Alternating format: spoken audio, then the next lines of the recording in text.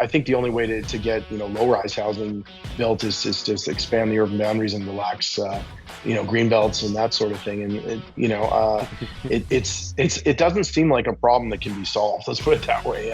I've said it so many times, and maybe I'm crazy, maybe I'm wrong, but like the condo scheme, like the way that it's organized, is maybe not the best idea in the world. Maybe all that foreign money needs to be siphoned into building actual purpose-built rentals instead of spreading that capital over many different projects across the city through condos, right? Because it's necessary to get the project off the ground. Like Right. maybe there's a better way to use that foreign capital to get housing on the market that isn't like spreading out tenants throughout condo buildings and forcing prices to ramp up because everybody's bidding up in this stupid condo craziness. I don't know. Am I off base? Does it not work? Look at the returns. Jason said 5% returns. How do you Yeah, and I'm being incentivize generous. an investor? But what were they getting on these other ones? Like 10 years ago, they were tripling their money on these pre-construction condos. For sure. They're killing it. In most instances, they would have made more money than the developer on a percentage basis, for sure. Yeah. And obviously very little risk, but notwithstanding the unfortunate situation for some of the pre-con buyers that were revealed in that story in the Star. But yeah, I think, sure, in a perfect world, you'd create more new rental housing that fed the market.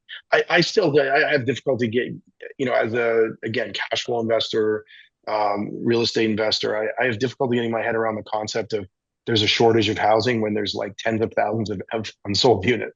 So I understand that perhaps demographically the market is not demanding that.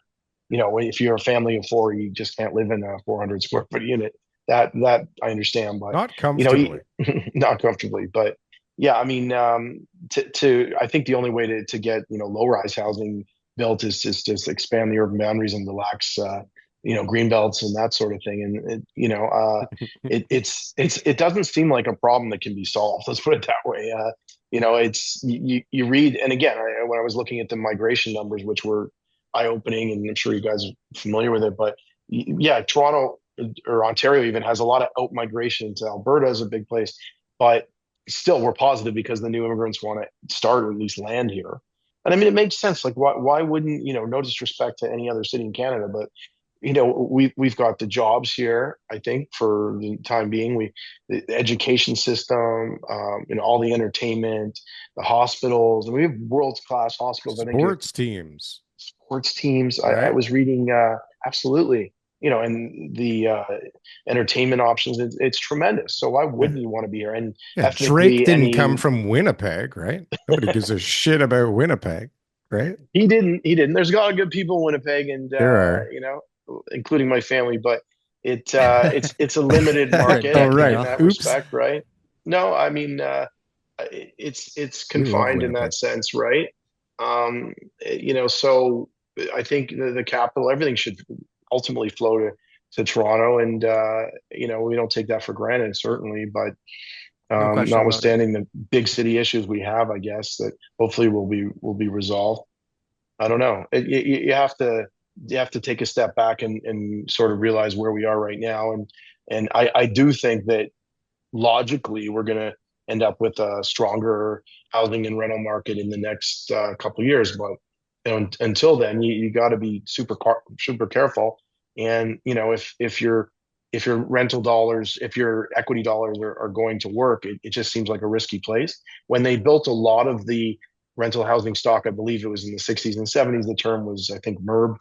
That they used, and there were just incentives. And my dad used to say, I think it was like a 5% guaranteed return by the government. There were all these incentives at the time. You use your other business income and write off other expenses from outside the real estate industry, right? So it allowed big business to participate in the construction of rental housing, and people abused that. All of a sudden, then corporations came in and made their way with the government's money, which, makes sense. And it'd be a wonderful program for them to introduce again and probably have the same level of fraud again, but it gets houses built. So fraud is good, baby. Yeah, we need to get houses built here somehow, right?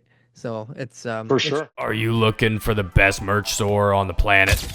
Well, we got the shit for you. Coming in at low prices where we barely make any money off of whatsoever, you can get the greatest real estate merchandise on this platform. Just look at this very flamboyant man putting on this great stuff. He looks great, he's dancing great, and boy does he look sexy in that merchandise. I tell you, buy this for anybody, you buy this for yourself. You will be not only repping the greatest Canadian real estate podcast in this world, but you will also be looking hella good doing it.